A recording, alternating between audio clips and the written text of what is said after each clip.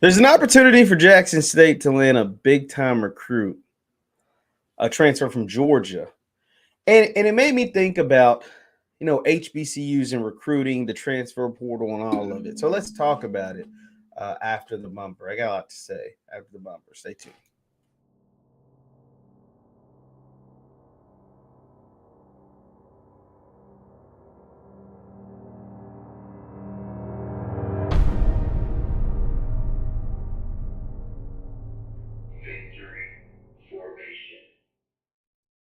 What is going on, everybody? What is going on, everybody? My name is JeffLightsyJr. This is the Victor Formation Sports Show right here on JeffLightsYjr. YouTube, Facebook, wherever you get your content. Do me a favor, hit that thumbs up button, like, share, and subscribe as you come on into the room. Come on into the room, because today we're talking about one particular recruit, well, a couple of particular recruits, but just HBCU programs and the potential of landing five-star recruits. Now, On Three, they're one of their top recruiting guys over at On Three, Hayes Fawcett, who makes a lot of the graphics and stuff for their big-time recruits that come out and make decisions and stuff like that. He posted one of the top-ranked transfer portal players, Bear. His name is Bear Alexander. Bear Alexander posted who has reached out to him, and there was a logo that looked very familiar to a lot of us. Let's take a look at it. This is Hayes Fawcett on Twitter sharing who Bear Alexander told him reached out to him. It says former Georgia defensive lineman Bear Alexander tells me he has heard from these schools since entering the transfer portal. Alexander is the top available player in the portal rankings. Where should he go? And as you see, if we zoom in on some of the teams that have reached out to him, you see Arizona State, Wyoming, Memphis, Penn State, Nebraska, SMU, Texas, Purdue, Colorado, Miami, Florida, Oregon, Houston, Texas Tech, USC, Oklahoma, and none other than those JSU Tigers. Yes, Jackson State has reached out about the services of Mr. Bear Alexander. So, one,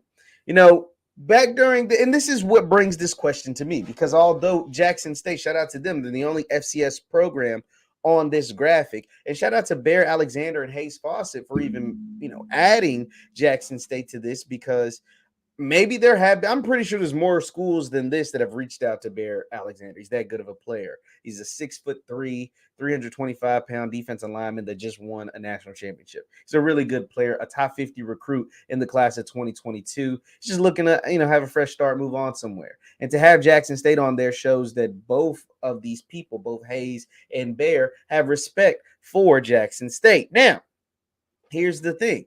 Because under the previous regime, you would feel like you had a chance at getting a player like a Bear Alexander's magnitude, of getting a player like Bear Alexander, of getting a player of his stature, of his star status, of his ability. You'd feel confident, like you'd like your chance. I ain't gonna say you feel confident, but you like your chances stacked up against some of these major programs, including now one that was never being mentioned before, but now being mentioned with these type of players because of your former coach. Is why these type of players now have interest, had previously had interest in Jackson State, now have interest in Colorado.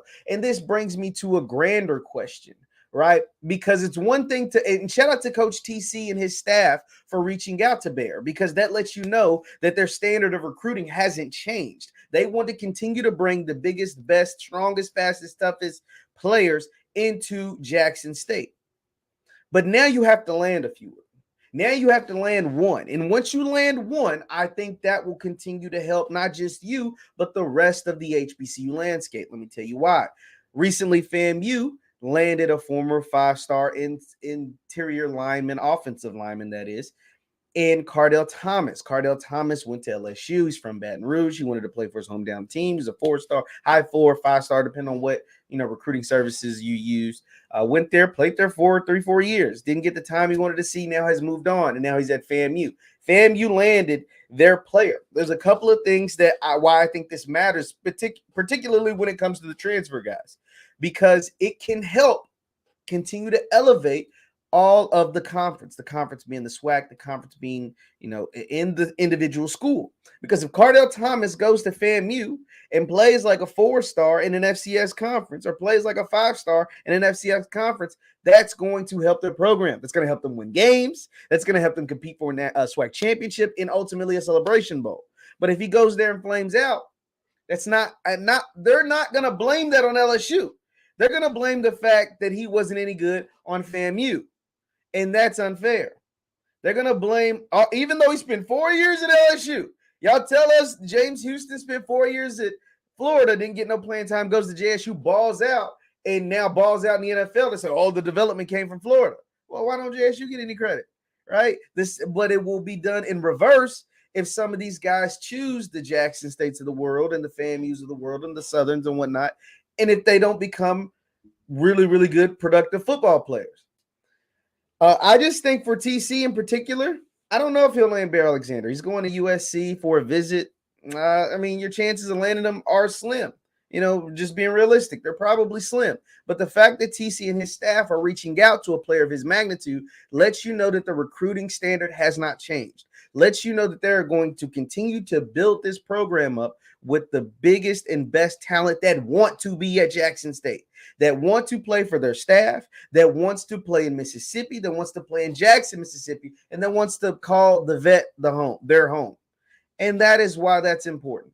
Because when you do get kids that come to JSU now and moving forward, they're not coming just for one entity. They're not coming for one sole purpose. They're coming because of everything that JSU, that Coach TC Taylor, his staff has to offer.